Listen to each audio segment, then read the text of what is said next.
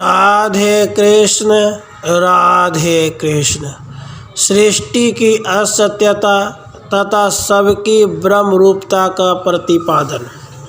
श्री वशिष्ठ जी कहते हैं, रघुनंदन, ज्ञानवान पुरुष सब प्रकार की सारी भ्रांतियों को सच्चिदानंद घन परमात्मा के ही अंदर सदा स्थित जानता है।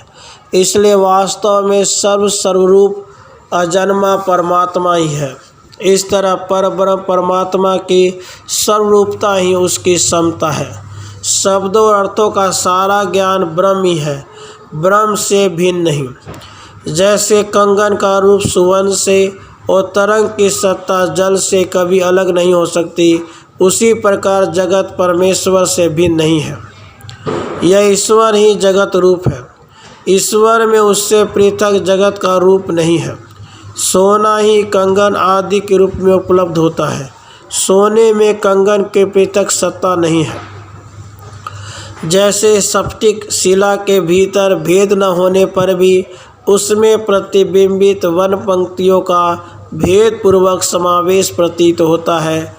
प्रतिबिंबित वस्तुएं अपनी आधारभूत शिला से भिन्न होने पर भी जैसे भिन्न सी प्रतीत होती है, उसी प्रकार सच्चिदानंद घन परब्रह्म में अभिन्न रूप से स्थित जगत और अहम की अज्ञान के कारण भेद युक्त प्रतीति होती है। अथवा जैसे शिल्पी शिला को खोदकर उसमें विभिन्न मूर्तियों का निर्माण करता है, वे मूर्तियां उस शिला से भिन्न होने पर भी ब्रह्मवश भिन्न सी जान पड़ती है।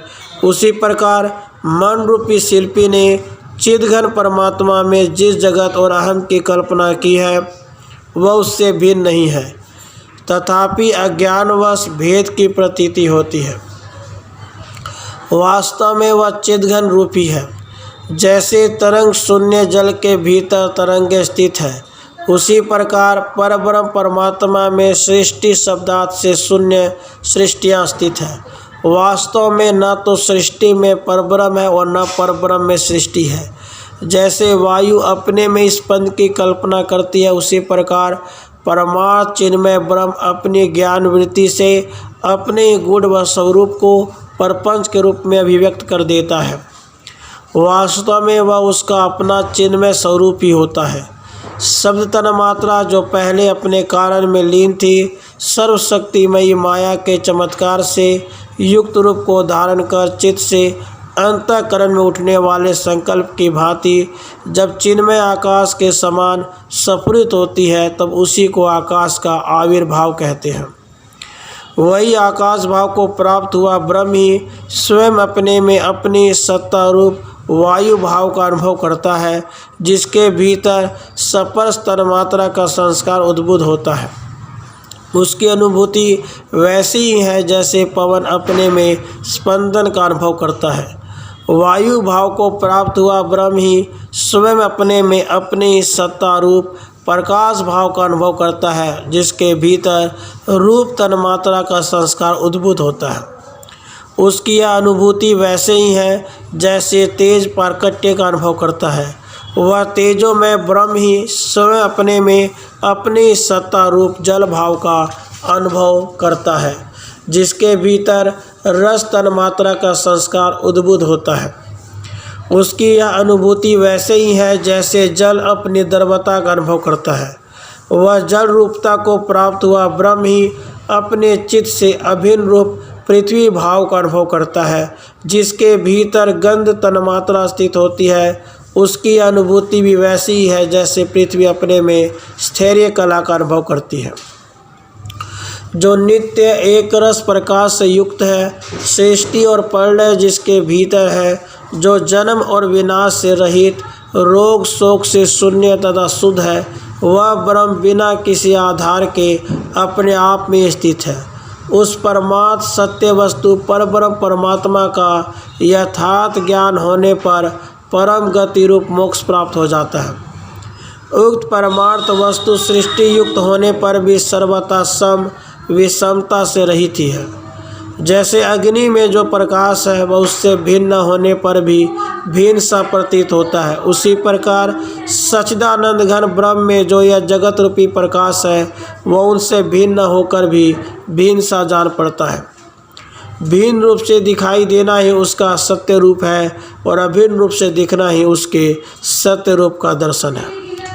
जैसे गिल्ली मिट्टी में अव्यक्त रूप से खिलौने मौजूद हैं, जैसे काष्ठ में खुदाई करके प्रकट न की हुई कठपुतली मौजूद है और जैसे स्याही के चूर्ण में अक्षर स्थित है, उसी तरह परब्रह्म परमात्मा में नाना प्रकार के सृष्टियाँ विद्यमान है। यद्यपि ब्रह्म तत्व रूपी मरुभूमि में त्रिलोक रूपिणी मृग तृष्णा सत्य ही है, फिर भी माया वह सत्य से प्रतीत होती है।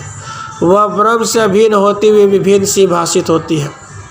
जैसे दूध का मिठास, मिर्च का तीखापन, जल की तरलता और पवन का स्पंदन उससे भिन्न नहीं है, उसी प्रकार परब्रह्म परमात्मा में यह सर्ग अनन्य भाव से स्थित है। उससे भिन्न रूप में उसका कोई अस्तित्व नहीं है। परमात्मा में लीन होकर वह चिन्ह मात्र स्वरूप से स्थित होता है। परमात्मा का अपना ही स्वरूप धारण करता है।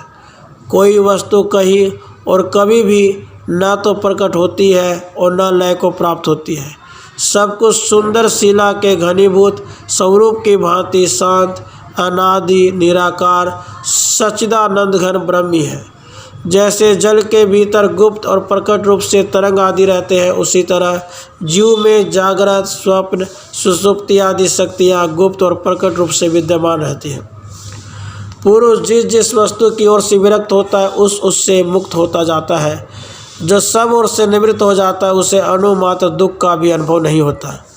इस स्मृति वाक्य के अनुसार जो देह आदि में अहम भाव का अनुभव नहीं करता, ऐसा कौन मनुष्य जन्म मरण रूपी भ्रम को प्राप्त होगा।